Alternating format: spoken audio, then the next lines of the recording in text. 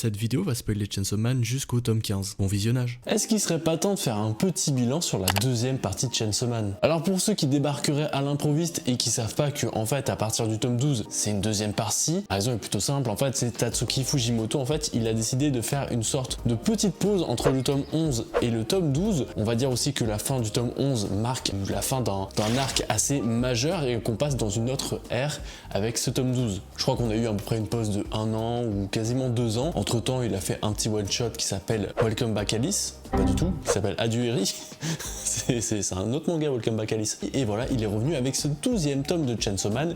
Et en France, on est actuellement au tome 15 qui est juste ici. À travers cette vidéo, j'aimerais qu'on parle un peu plus de cette deuxième partie, tout simplement parce que j'aime beaucoup Chainsaw Man. Voilà, j'aime beaucoup Chainsaw Man, je suis vraiment un énorme fan du travail de Tatsuki Fujimoto. Et je dois dire que la première partie de Chainsaw Man m'a vraiment gâté et j'ai vraiment aimé. Et je me suis dit, ça va pas être possible de faire une deuxième partie aussi bien que la première. Bon allez, rentrons dans le vif du sujet. Tout d'abord, cette seconde partie démarre avec une légère surprise, puisqu'on va pas voir Denji, notre protagoniste habituel, on va voir Asa Mikata qui, on va le voir, va devenir finalement la protagoniste de cette deuxième partie. Asa Mikata nous est présentée un peu comme une adolescente qui est un peu à part des autres. On va le voir avec cette présence du démon poulet, là, d'une sorte de le démon poulet sans tête. Donc le prof présente le poulet sans tête aux élèves, il lui dit, je crois, un truc dans 3 mois, vous allez le manger, mais entre temps vous allez vous occuper de lui, le nourrir et tout ça va devenir votre pote en fait. Et au bout de ces 3 mois, on va voir que elle est en mode enfin il va mourir. Et en fait finalement tous les autres élèves ils sont en mode non, on veut pas le tuer, on veut qu'il reste notre ami. En fait voilà, c'était une petite leçon du professeur pour nous dire que voilà, amitié, tout ça. Et en fait voilà, juste avec cette petite case, on comprend que Asa Mikata elle est pas comme tout le monde. Et ça va se confirmer puisque par la suite, elle va être la cible du démon Justice. Et c'est là que le démon guerre va prendre possession de son corps, enfin elle va pactiser avec le démon guerre et elle va devenir par la force des choses le démon guerre et être possédée par Yoru. Avec ce premier chapitre, Tatsuki Fujimoto annonce la couleur. On va avoir vraiment des scènes vraiment spectaculaires. Moi je trouve vraiment l'entrée en scène de Yoru, elle est excellente avec vraiment cette page avec les boyaux en arrière. On était comme ok, là ça commence. Ce personnage de Yoru est assez particulier, d'ailleurs il va interagir avec Asa. On va voir vraiment ces deux personnalités, donc on va les distinguer avec la cicatrice notamment de Yoru et les yeux qui sont différents. Les yeux qui sont finalement les mêmes que Makima et qui on va le voir seront les mêmes d'autres personnages par la suite. On va aussi apprendre que Yoru s'est fait bouffer par le Chainsaw Man du passé, ce qui fait que en fait les guerres, la guerre en tant que telle n'est plus vraiment présente, elle est juste présente dans la pop culture avec les films, avec les jeux vidéo. Parce que je te le rappelle, Chainsaw Man quand il tue un démon et qu'il le dévore, ça l'efface. C'est ciao. Voilà, il est complètement effacé, sauf que là il n'est pas totalement effacé pour ce démon guerre. On saura peut-être un jour avec un petit flashback, ça pourrait être intéressant de voir le précédent Chainsaw Man. Mais bon, comme je te l'ai dit, Asa elle a des yeux spéciaux un peu comme ses sœurs en fait. On rejoint la théorie des 4 cavaliers de l'Apocalypse et cette théorie nous vient tout droit du chapitre 84 où Makima annonçait vouloir prendre possession de Chainsaw Man pour annihiler la mort, la guerre et la famine. Et elle dit aussi finalement vouloir elle-même être dévorée par Chainsaw Man. Ça ne vous aura pas échappé, mais Fujimoto fait ici écho aux 4 chevaliers de l'Apocalypse, figures mystérieuses du Nouveau Testament symbolisant respectivement la mort, la guerre, la famine et la domination. Asa, elle, va être la guerrière, puis il y aura Nayuta qui a hérité des pouvoirs de Makima, qui elle a le démon domination, et pour finir, on aura l'arrivée de Kiga qui est le démon famine. Un personnage rempli de mystères et on sait pas trop ce qu'elle veut. Et oui, ça t'aura pas manqué, il reste un démon qu'on ne connaît pas, c'est le démon mort. Et ça nous mène à conclure sur le fait que ces 4 personnages forment un noyau dur pour cette deuxième partie de Chainsaw Man, c'est même les principaux personnages finalement. Et le fait qu'on ne connaisse toujours pas le démon mort laisse planer énormément de doutes et de théories sur est-ce qu'elle va être méchante, est-ce qu'elle va être gentille, bref on en reparle à la fin de la vidéo. Mais ce que je peux vous dire d'intéressant pour l'instant c'est que finalement la mort c'est un résultat des famines, des guerres et aussi de la conquête et de la domination. Plus le fait qu'on sait que les démons tirent leur force de la peur qu'ont les humains, je pense que tous les humains sur cette terre ont peur que leur vie s'arrête un jour. Donc en termes de démons, est-ce qu'on serait pas sur le démon le plus puissant ? Bon, j'en parle pas depuis le début de la vidéo, mais évidemment que Denji, il est là, il est de la partie. Il a pris du temps à arriver, il arrive vers la fin du tome 12. Il va arriver en démontant le démon cafard qui va écraser le démon chauve-souris qui était en train de poursuivre Asa Mikata. Voilà, on retrouve un peu notre Denji un peu fou, puisque le démon cafard, il va nous faire un dilemme un peu comme on a pu voir dans le film Spider-Man, où soit tu vas sauver une voiture avec plein de gens, des vieux, ou alors un jeune, je crois que c'est un enfant, ou bref, un jeune adulte qui a toute sa vie devant lui. tu lâches les deux, tu sauves celui que tu veux. Finalement, il en sauve aucun, il va sauver le chat qui était derrière. Alors qu'il... Voilà, c'est Denji quoi. On va voir par la suite qu'il fait tout pour gagner de l'argent, il fait vraiment des trucs, mais genre il va ramasser des mégots de cigarettes pour ensuite récupérer un peu le tabac, rouler des cigarettes avec je sais pas combien de mégots et revendre ces cigarettes à des sans-abri. Oui, t'as bien entendu, c'est Denji. Il va faire la chaise en se mettant à quatre pattes pour gagner quelques centimes de l'heure. C'est ridicule, mais en fait on va voir que par la suite son obsession pour gagner de l'argent, c'est pas pour lui, c'est pas pour son bien-être, c'est finalement pour Nayuta. Nayuta qui est le nouveau démon domination suite à la mort de Makima, je te l'ai dit tout à l'heure. Un personnage encore jeune qui a un pouvoir qui est monstrueux et franchement de la mettre dans les mains de Denji, j'aurais pas fait ça moi.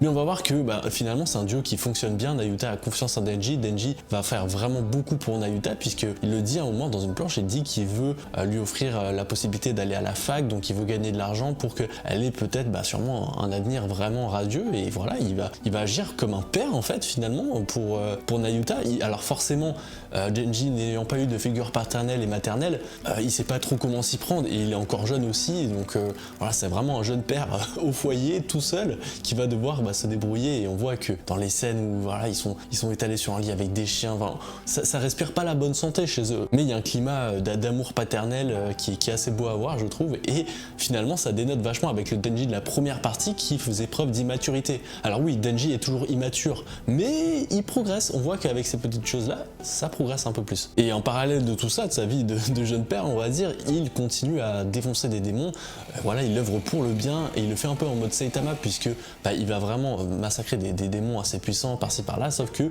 on va pas vraiment le reconnaître pour ce qu'il est vraiment, puisque oui, Chainsaw Man est reconnu, on va en parler par la suite, oui, Chainsaw Man c'est Chainsaw Man, mais Denji c'est personne, tout le monde s'en fout de Denji. Donc il va un peu voilà, aider la société anonymement finalement. Et oui, d'ailleurs c'est la bonne occasion de parler de la présence de Chainsaw Man dans la société, et on voit que c'est devenu un super héros, c'est devenu une figure. Alors comme toutes les figures, il y a les partisans et il y a les gens qui sont contre cette figure là, parce qu'on va voir qu'il y a vraiment des sortes de sectes, même je crois que ça s'appelle même la secte Chainsaw Man, qui vraiment sont adorateurs de Chainsaw Man. Puis évidemment, critique de la société actuelle, on va avoir forcément des produits dérivés, que ça soit dans des fast-food, des jouets, des peluches, bref, comme notre monde finalement, si on avait un super-héros, ça serait certainement le cas, faut se le dire. On va aussi voir que Chainsaw Man va être copié par un certain personnage à un moment donné, c'est assez intéressant aussi. Chainsaw Man représente vraiment quelque chose. D'ailleurs, c'est intéressant de parler maintenant du monde qu'on peut voir, on a eu quelques indications, on sait maintenant que 7 humains sur 20 meurent de démons, c'est la cause de mortalité la plus puissante, ce sont les démons. Alors je sais pas si un jour il y aura le démon, mais c'est quelque chose de fort, vraiment c'est la cause de mortalité la plus grosse, ça veut tout dire. On est vraiment sur un Japon qui est bazardé par l'arrivée de ces démons de plus en plus, on a l'impression qu'il y en a de plus en plus et qui font de plus en plus de meurtres. On voit aussi un Japon qui est au niveau des architectures assez spécial, il y a vraiment des immeubles, vraiment moi c'est ce qui m'a marqué dans cette partie 2 où les immeubles sont grands, sont lourds, on a vraiment une atmosphère qui est lourde, où ouais, on a pleine ville. Dans beaucoup de phases d'action, justement, on va voir ces bâtiments au loin. J'ai vraiment l'impression que l'auteur met en avant ce décor-là. Sans doute pour nous montrer que la population est très dense et doit maintenant s'accumuler dans des tours. On va y voir aussi la présence de ce fameux Yoshida qui plane depuis quasiment le début de cette deuxième partie. Il a l'air de connaître un peu tout le monde. On va apprendre par la suite qu'il fait partie des services de protection, des services secrets.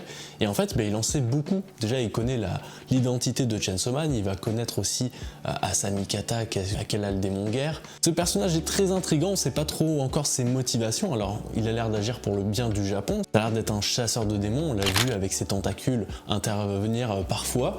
Alors, avec quel démon il a pu faire un pacte, on sait pas pour l'instant. Il a pas l'air ultra fort de ce qu'on voit, mais j'en suis sûr qu'il est fort en fait. Voilà, c'est vrai. Pour l'instant, c'est un personnage sous-coté, on le montre pas trop. Je parle de lui tout simplement parce qu'en fait, vu qu'il va savoir qui est Denji, il a l'air de le surveiller en fait. Il lui dit non, tu te transformes pas à ces moments-là. C'est ça, il le contrôle et on dirait qu'il a été mandaté pour ça, c'est sa mission. Donc il est dans le collège ou le lycée où il y a Denji et voilà, il est là pour le protéger, j'ai l'impression, même si finalement on dirait que ça le protège pas tant que ça. Donc ouais, j'en attends beaucoup de ce personnage, j'attends vraiment beaucoup de savoir finalement ses motivations et qui le contrôle, parce qu'à mon avis, il y a une figure au-dessus de lui qui pourrait être le mec à la cicatrice, là je me souviens plus de son nom. Allez, maintenant j'aimerais vous donner mes points forts et mes points faibles au niveau de cette partie 2, parce que tout n'est pas rose, il y a quand même des sortes de petits défauts qui reviennent finalement chez certaines personnes. Et donc pour les points faibles, je pense que ça rejoint quand même pas mal de gens, c'est ces phases un peu d'errance entre des combats, des choses comme ça, des fois c'est un peu longué. Voilà, on va voir ces phases de vie, ces rencontres, ces discussions, et des fois ça prend peut-être un peu trop de place. Alors j'ai pas relu Chainsaw Man depuis, mais j'avais pas l'impression que c'était autant dans Chainsaw Man.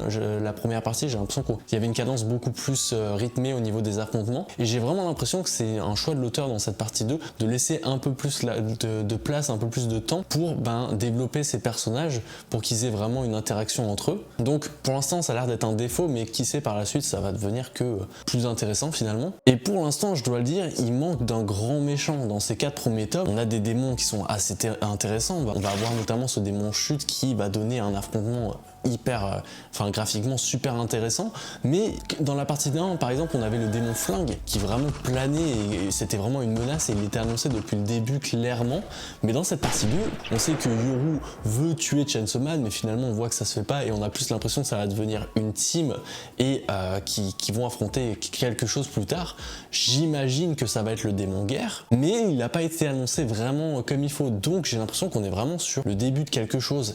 Mais voilà, au bout de 4 tomes, être sur juste le début de quelque chose, c'est dommage. Faudrait vraiment annoncer tout de suite la couleur, où on verra par la suite comment ça va évoluer, mais il manque d'un grand méchant. Pour ce qui est des points forts, il y en a quand même des très forts. Ça va commencer par l'aspect graphique, je te l'ai dit tout à l'heure, mais les confrontations sont vraiment intéressantes, que ce soit au niveau du dessin, mais aussi au niveau des découpages, des stratégies aussi pour affronter les démons. On va voir ce Chainsaw Man qui va s'écrabouiller la tête pour vaincre le démon chute. On va voir aussi cette moto qui prend la forme d'une Chainsaw Man. Donc on va avoir vraiment l'officialisation de ce duo entre Chainsaw Man et Samikata. Donc ça va je pense donner des combats assez particuliers dans le futur. Vraiment, la scène d'introduction de Yoru me restera en tête aussi.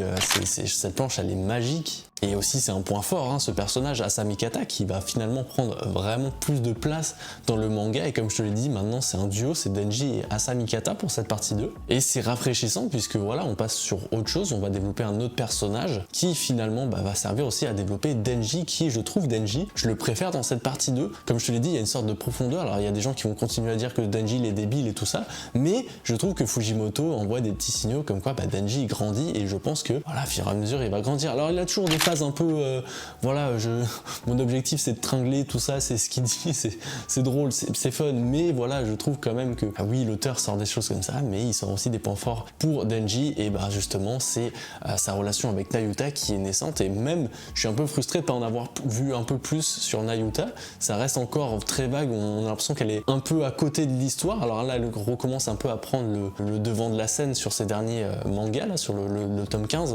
notamment, mais j'ai l'impression qu'elle était un peu à côté. Alors que pour moi, à la fin de la partie 1, je me suis dit, ok, dans la partie 2, je pense que Nayuta, ça va être le personnage principal. Bon, voilà, j'ai encore été pris de court, et c'est ce qui est bien aussi avec Fujimoto, avec cette partie 2, c'est un autre point fort, c'est que il nous surprend, il arrive encore à nous surprendre avec des personnages qui sont vraiment intéressants. Et puis, ce qui m'encourage à lire la suite, c'est que j'ai vraiment l'impression qu'on est au début d'une énorme masterclass. Puisque dans le tome 15, on apprend que Kiga, le démon famine, annonce que l'écrivain célèbre pour ses prophéties, Nostradamus, avait vu juste sur l'un de ses présages. Bientôt la plus terrible des frayeurs descendra sur Terre. Ce jour-là, l'ère des hommes s'achèvera.